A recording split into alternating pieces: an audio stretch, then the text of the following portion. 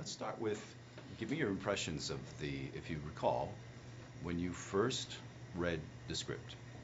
Well, it was even better than that because I met Kevin Feige in the UK before I read the script. It was very under wraps, the script, as you can imagine. But he talked me through the arc of the movie and the arc of the character. I found it very attractive as an actor to occupy that extraordinary journey. Then I was sent the script, which I loved. Then arrived on the set for some preliminary costume fittings and things, and was immediately met by Robert and Gwyneth and Guy and the seasoned players of the franchise, and was made to feel very, very welcome. I think that their gift to the actors that join the team, and there are some fresh faces in this franchise that weren't in the others, is that they are very welcoming, and they've evolved a beautiful style that is fabulous for us to join in with. And also, once they've given you the role, they let go. And they let you run with it, which is marvelous. I mean, when you think about all of the characters that you played in your career, for you to say that this was in somewhat special on the page and then to actually see it come about. Very special, because it's special, and I think that the film examines the mask and what's behind the mask. The iron armor and what's behind the armor. And everyone, to a certain extent, is allowed to have those moments of reveal or self-examination, or so it's very much in that clever style of the film. It doesn't dumb down the audience. Let me just put it simply. It doesn't dumb down the audience. And I saw it in London with a very big audience in Leicester Square. I think it was 1,600 people.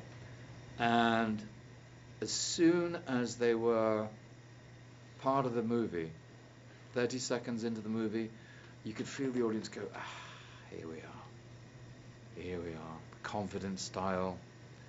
We're not going to be insulted.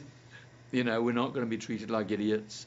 We're going to be in for a great, subtle, brilliant ride. Expanding on that, not dumbing down for the audience, do you think the way your character was written, and I know we can't give too much away, but the way your character was written, it was very difficult to pigeonhole, if you will, where this bad guy was coming from. So is that part of that? The pastiche of iconography that he employs in his speeches and also in his dress, I think is all there to really upset the preconceptions of the audience to which he's preaching and broadcasting. It's to disconcert. So you have the American army boots, the fatigues, the dog tags, the political slogans on the T-shirts, then the Chinese cape, the rings, of course, the tattoo on the back of the neck, the samurai hairpiece, the voice, which is not alien, but very homegrown, which again is very frightening to his audience. When I say his audience, I mean the audience of the Mandarin, because he delivers political speeches that he terms as lessons. So therefore, if he calls them lessons, it means that he has to have a belief in what he's saying. So you have to bring that element to the character as well, that however politically abhorrent his words are, he has to, and this has been going on for a long time in history, a very long time, that he's manipulative. He's basically totally manipulative. And even the accent, was that supposed to be clear when, as the Mandarin, it was like, it seemed to me it was like I was still trying to figure out, where is this guy from? Now, is that a reaction that we were hoping to get, or just my reaction? I think that with all the external appearances, you do not expect that voice to come out of that body. The clue that I got in my performance was from the script when our hero turns to his great cohort, Iron Patriot, and says that the Mandarin sounds like a Baptist preacher. And that one tiny line in the script, and this is where it's always great for actors to really study the script.